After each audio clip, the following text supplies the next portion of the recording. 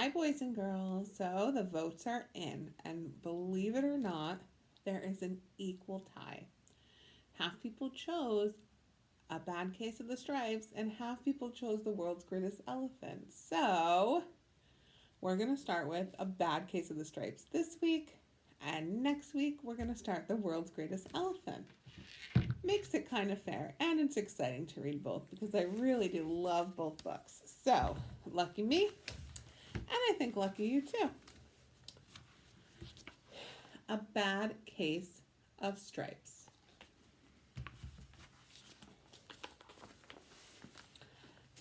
Camilla Cream loved lima beans, but she never ate them. All of her friends hated lima beans, and she wanted to fit in. Camilla was always worried about what other people thought of her. Today, she was fretting even more than usual. It was the first day of school, and she couldn't decide what to wear. There were so many people to impress. She tried on 42 outfits, but none seemed quite right. She put on a pretty red dress and looked in the mirror. Then she screamed.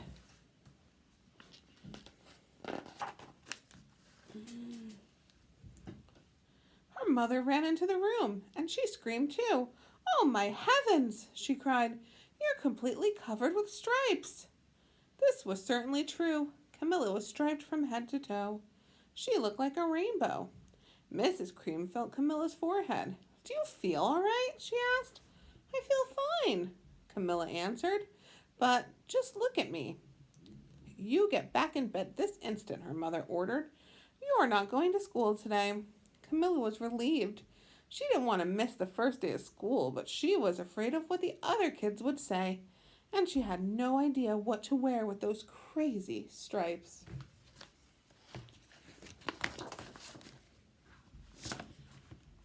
That afternoon, Dr. Bumble came to examine Camilla.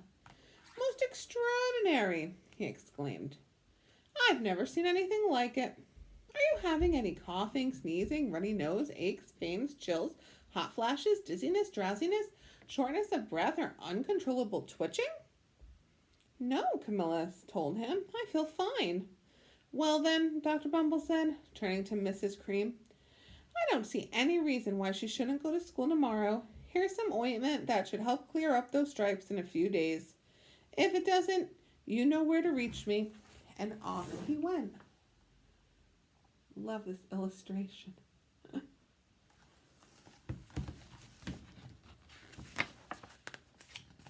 The next day was a disaster.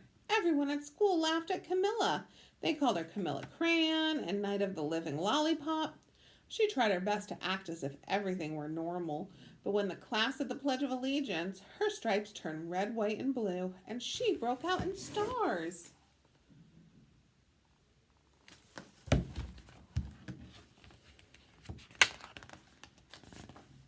The other kids thought that was great. One yelled out, "Let's see some purple polka dots." Sure enough, Camilla turned all purple polka dotty. Someone else shouted, "Checkerboard!" and a pattern of squares covered her skin. Soon everyone was calling out different shapes and colors, and poor Camilla was changing faster than you can change channels on a TV.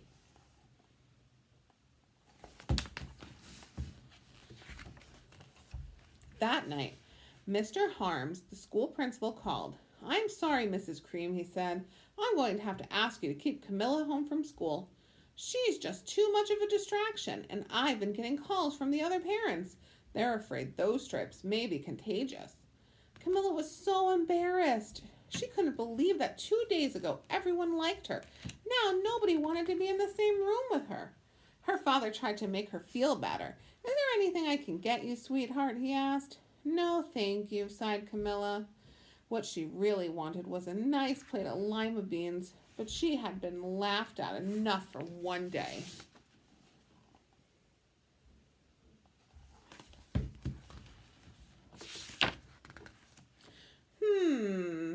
Well, yes, I see," Dr. Bumble mumbled when Mrs. Cream phoned the next day.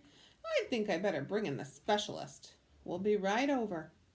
About an hour later, Dr. Bumble arrived with 4 people in long white coats. He introduced them to the Creams. "This is Dr. Group, Dr. Sponge, Dr. Cricket, and Dr. Young." Then the specialist went to work on Camilla. They squeezed and jabbed, tapped and tested. It was very uncomfortable. Well, it's not the mumps, concluded Dr. Group, or the measles, said Dr. Sponge. Definitely not chickenpox, put in Dr. Cricket. Or sunburn, said Dr. Young. Try these, said the specialist. They each handed her a bottle filled with different colored pills. Take one each day before bed, said Dr. Group. Then they filed out the front door, followed by Dr. Bumble.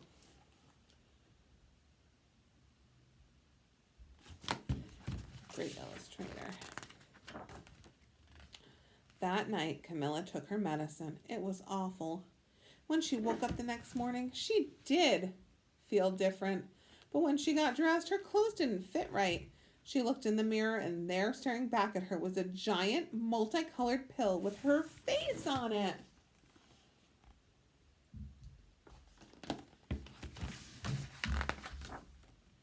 Dr. Bumble rushed over as soon as Mrs. Cream called. But this time, instead of the specialist, he brought the experts. Dr. Gourd and Mr. Mellon were the finest scientist minds in the land. Once again, Camilla was poked and prodded, looked at and listened to. The experts wrote down lots of numbers. Then they huddled together and whispered. Dr. Gourd finally spoke. It might be a virus, he announced with authority. Suddenly, fuzzy little virus balls appeared all over Camilla. Or possibly some form of bacteria, said Mr. Mellon. Out popped squiggly little bacteria tails. Or it could be a fungus, added Dr. Gourd. Instantly, Camilla was covered with different colored fungus blotches.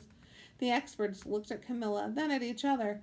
We need to go over these numbers again back at the lab, Dr. Gourd explained. We'll call you when we know something. But the experts didn't have a clue, much less a cure. Well, boys and girls, I'm going to stop there for today. But I hope you enjoyed this read aloud, and I will finish it up next time we see each other.